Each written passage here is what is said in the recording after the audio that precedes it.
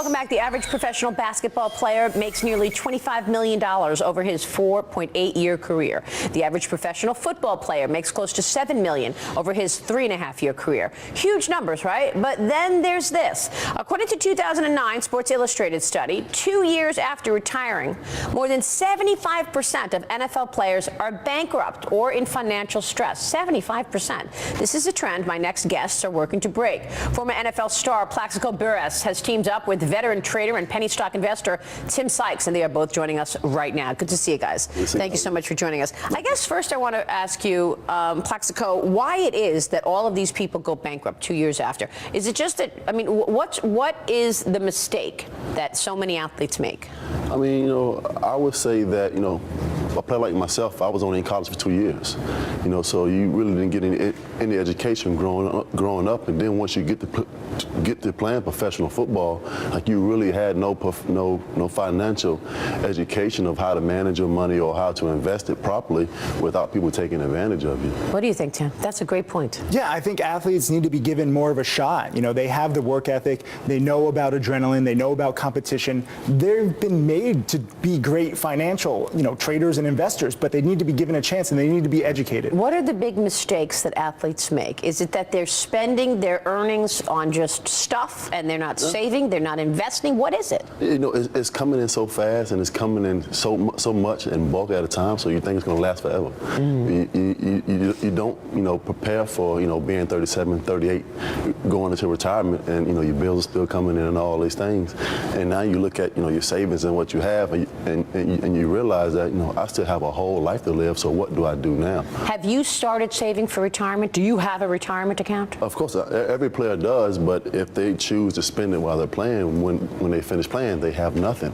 So now I'm looking at my situation. I still have a life to live outside of football after playing 13 years professionally. So how do I, prepare myself for the future, and so I can keep living a normal lifestyle? So Tim, this is not just about investing. This is about educating. Yeah, 100%. It's not about other people managing their money. The athletes should take control. They've spent their entire lives in control of their body, working out, being the best competitor on the field and on the court. Why not take that same kind of work ethic and transfer it to your own personal finances? I don't want to manage other people's money, but I want to teach them to learn so that they can learn to manage their own. Teach us. What are the most important lessons that we all need to understand, athletes included? I mean, we're all in the same boat here. Well, rule number one, you don't put all your eggs in one basket. There's so many different investments out there. They sound amazing. Any investment can go badly. So I've had big losses. Plaxico has had big losses. We've learned from that. So you learn from the big losses. Now what I like to do is stick to liquid stocks that I can get out of very easily. Cut losses quickly. That way I never risk disaster. What about the trading story? I mean, today, all those liquid stocks, you got the market down 200 points because companies like those liquid companies, the Boeings of the world, the McDonald's of the world, are having a hard time because the dollar keeps soaring.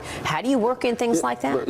I'm not interested in Boeing and McDonald's and and all these huge companies. For me, I think what I'm doing with Tim and what he's educating me on is it's a methodical, effective, a successful way to gain capital over time. Like, this is a long-term deal for me. This is not short time. So I want to get educated on how to make capital in a methodical fashion. I'm so glad you said that, because I also am a long-term investor, and I don't really care about the short-term moves. So that would have been, I mean, I'm pushing back on this, but I totally agree with you. It doesn't matter that the market's down 200 points today. That's not what you want to look at. You want to look at the next 10, 20, 30 years, because like you said, you have a life after football. Let me ask you this, because it's the news of the day. Free agency begins today at 4 p.m. Eastern time. On Friday, I spoke exclusively with New England Patriots owner Bob Kraft about it. Listen to what he said.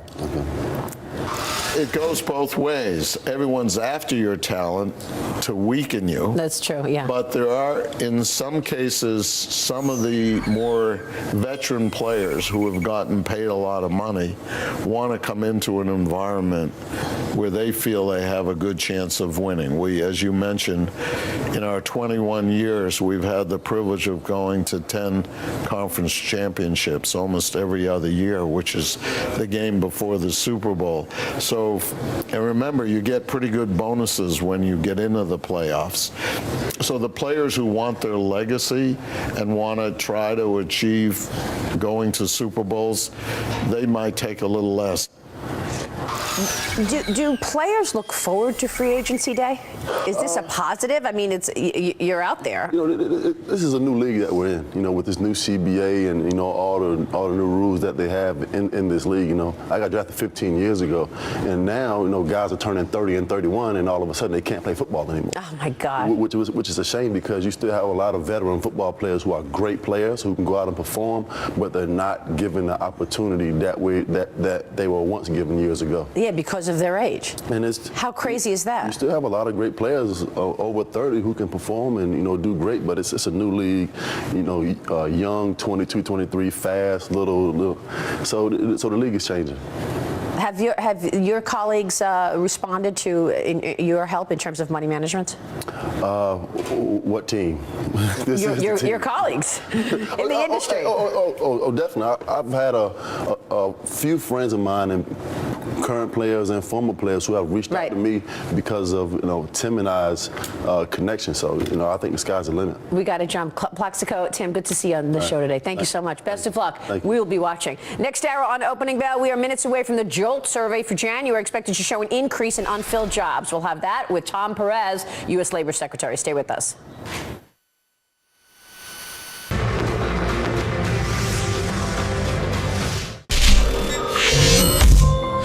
My name is Tim Sykes, and I teach people to trade stocks. I am a self-made multimillionaire. So this is the ideal trade that I'm going to talk about. I want you guys to understand every single aspect of this trade.